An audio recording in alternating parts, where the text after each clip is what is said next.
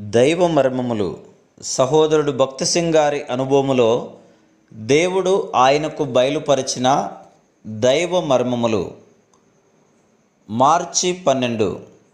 నిన్ను గొప్ప జనముగా చేసి నిన్ను ఆశీర్వదించి నీ నామమును గొప్ప చేయుదును, నీవు ఆశీర్వాదముగా నుందువు. ఆదికాండము 12:2. దేవుని పునరుత్థానపు శక్తిని రుజువుపరచుటకు అబ్రహాము ముసలివాడై అతని భార్యకు కానుపు ఉడుగు వయస్సు వచ్చినంత వరకు సంతానము కొరకు కనిపెట్టినట్లు దేవుడు చేసెను. దేవుడు నూతన జీవమును వారిరువురి దేహములలో పోసిన పిమ్మటనే వారికి కుమారుడు కలిగెను. హారానును విడిచిన తర్వాత 25 సంవత్సరములు వారెంత వేదన అనుభవించిరో మనం ఊహించగలం.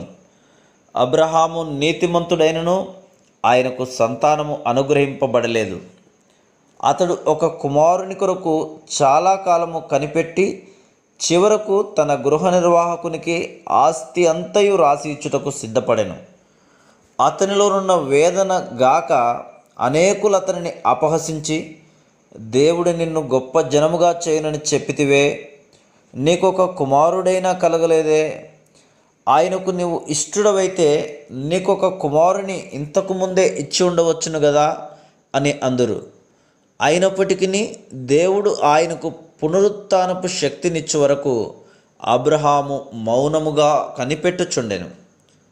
అయితే 24 సంవత్సరములు కనిపెట్టిన తర్వాతనే అట్టి విశ్వాసము అతనికి కలిగెను. అతనిలోను అతని భార్యలోను పునరుత్థాన శక్తి పోయబడినట్లు అతడు గ్రహించెను. ఆ పునరుత్థాన శక్తి వారిలో పోయబడని ఎడల వారి జీవితంలో అట్టి అద్భుతం జరిగి ఉండదు. అతని జీవితంలో శత్రువులు చేసిన అపహాస్యములన్నీ అతని విశ్వాసమును బలపరచెను.